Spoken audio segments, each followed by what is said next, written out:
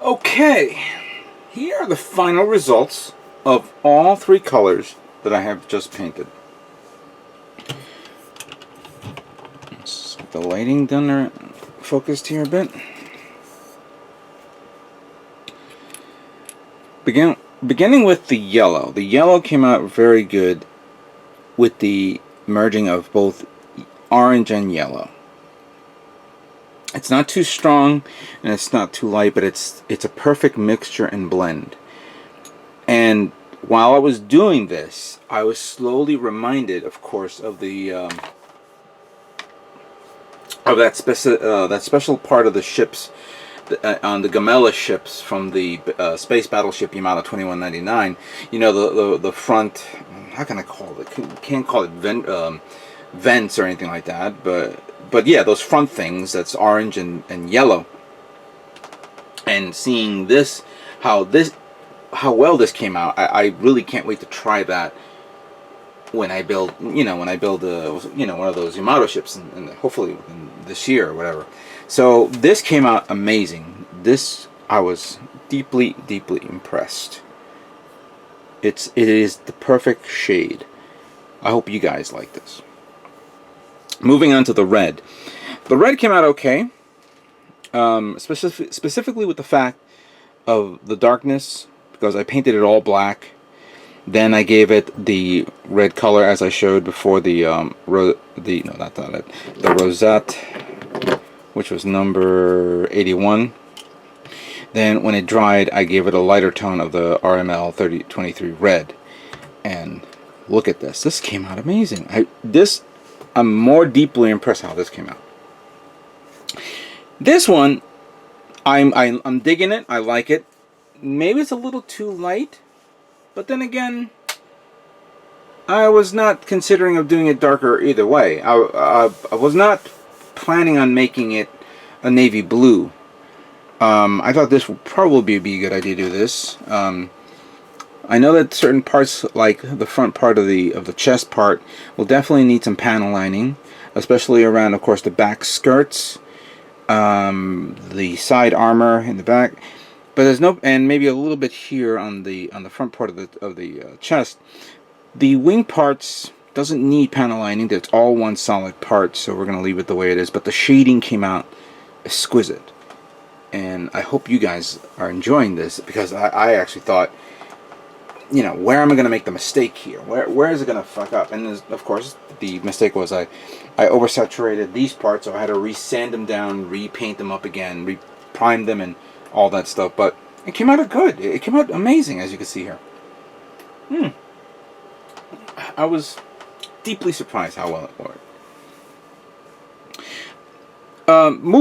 Before we continue on, I'll have to admit that my airbrushing technique, even though I have been improving, I'm now considering of maybe upgrading my airbrush, because I know that this is the Iwata Revolution CR, which I picked up, I think it was maybe around 60 or 70 bucks online.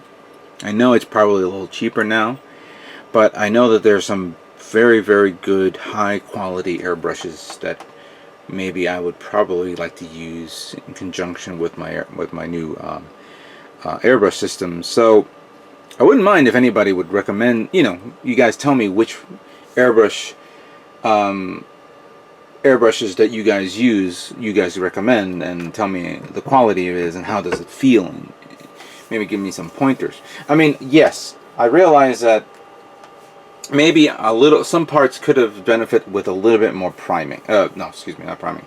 A little bit more thinning of the paint, and that's where those I ran into those situations where I felt like, am I going to oversaturate it? Am I going to screw it up and then redo it again? That tends to happen. That tends to happen a lot. So it's always that trial and error that comes up, and clearly it came out amazing, as you can see here, as well as all the white parts as well. So you could probably pretty much say that I am almost done. Yes, I am almost done. But first, I need to begin now priming and painting all the inner frame parts. Though, to tell you the truth, I was hoping that when I was done with this, I'm going to begin assembling. But right now, I'm in the midst of painting them right now. They're drying. From here, I think we're going to seg into assembly. I am putting in some detail in the inner frame, especially around the wings, and that'll surprise you when you guys see this.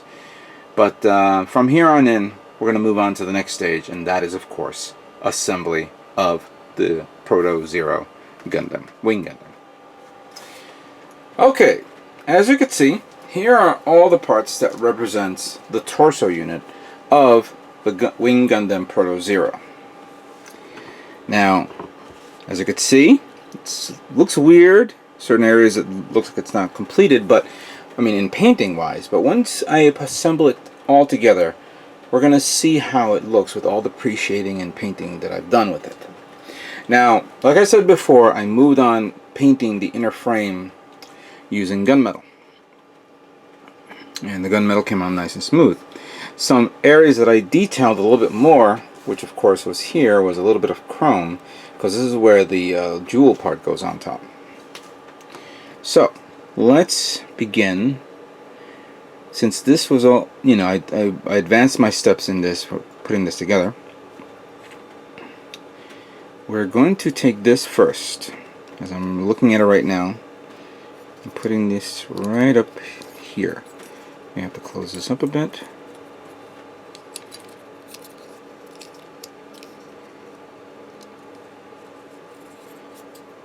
Come on.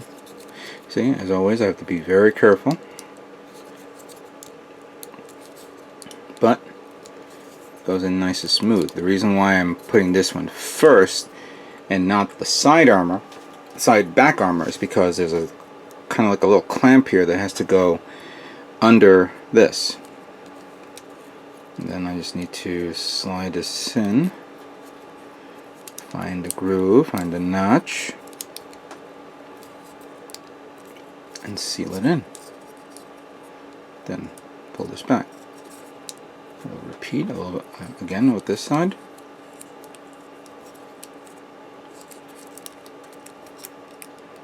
There we go. Nice. Okay. So far I like this. Before we put the chest part, there are these two little green parts here. One goes in here, it slides in like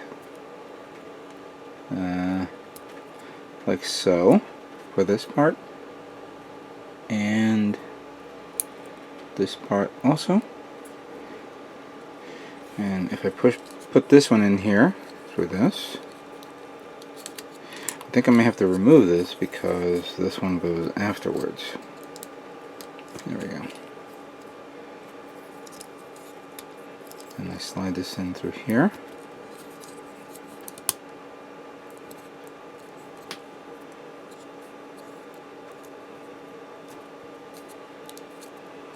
Then I take this. Oh, once I slide that here, then I take this, put this on top like so.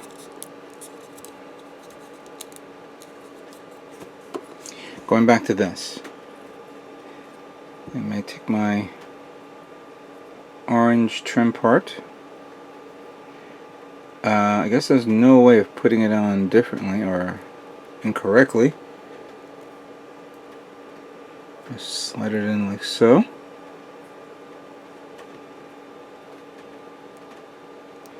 Slide that in like so here. Oops. That thing went flying over here.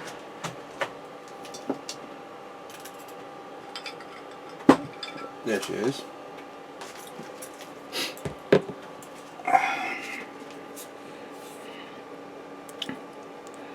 Let's try that again.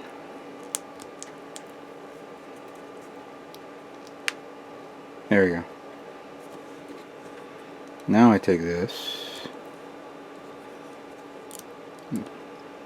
put it through there. Then I guess I have to pull this out a bit so I can stick this part here, bring it down, then close it up. So it looks like that. Now, the Gatling guns.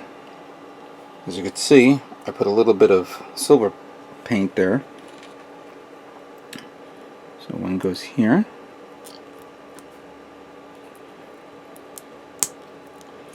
And then we have this part. It snaps into place like so.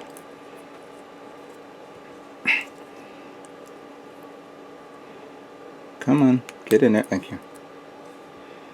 Let me do the other one.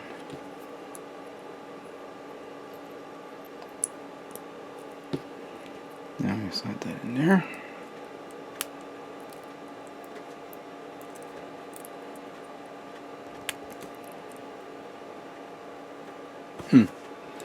Then one goes here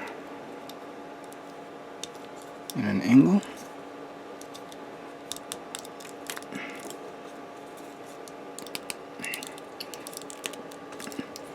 And then the other one goes here.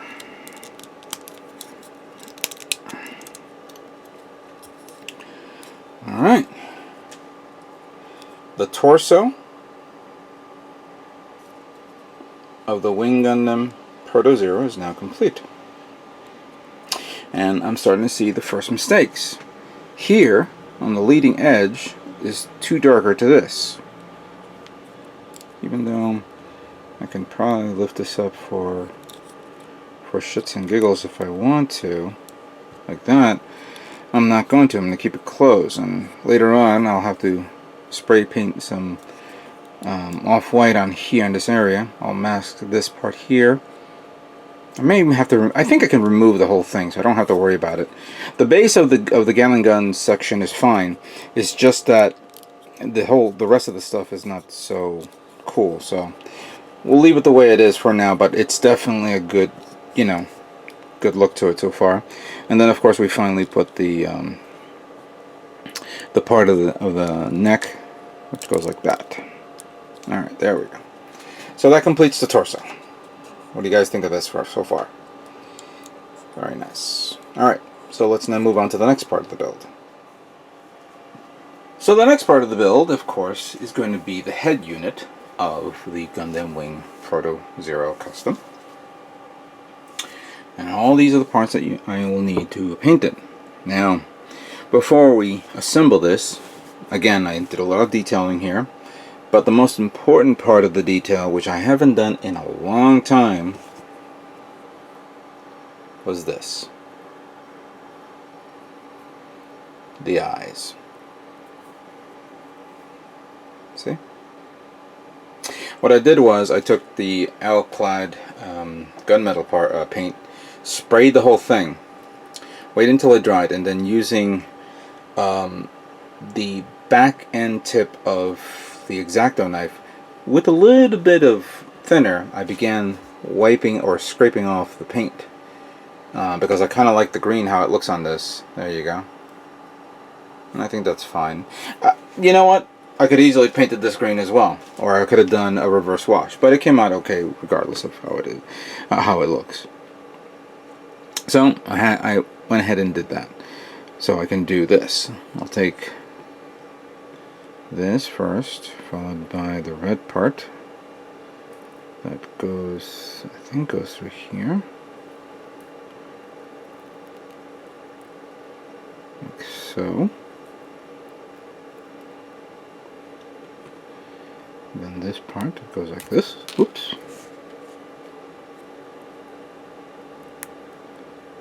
There we go. I'm not sure I pushed that in properly. Alright, and then take this, find the section that I'm going to push it in, and there you go. And then this part here, which slides in all the way through. Be careful not to do it too hard, because you may accidentally bend it.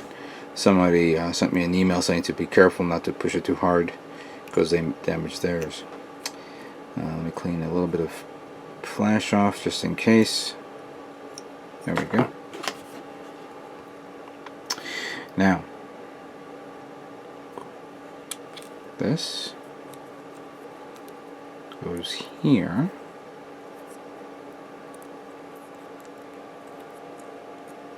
this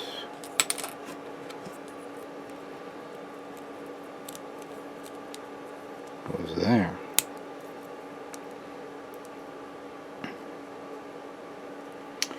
I'm going to take this part, put it in like so.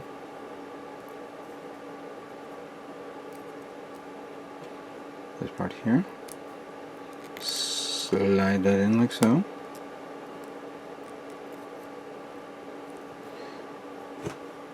Where's my...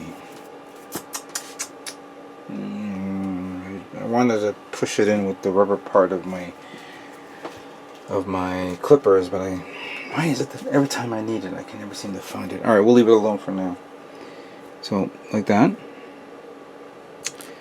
Then we have the left bunny ears, followed by the right bunny ears, and then this, the V-fin. There we go.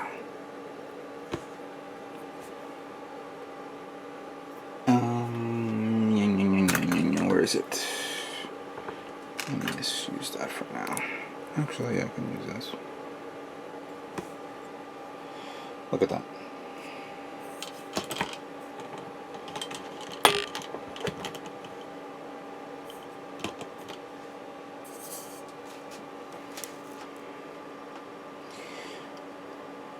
This came out amazing. I actually had to put this, in a ball of sticky tack, so all the head was all in one piece, so I could spray paint evenly, properly, and it paid out really well. Yeah, this came out really good. How it came out right here. Yeah, great. Okay, so far I am digging how this is coming out. Let's now move on to the next part of the build.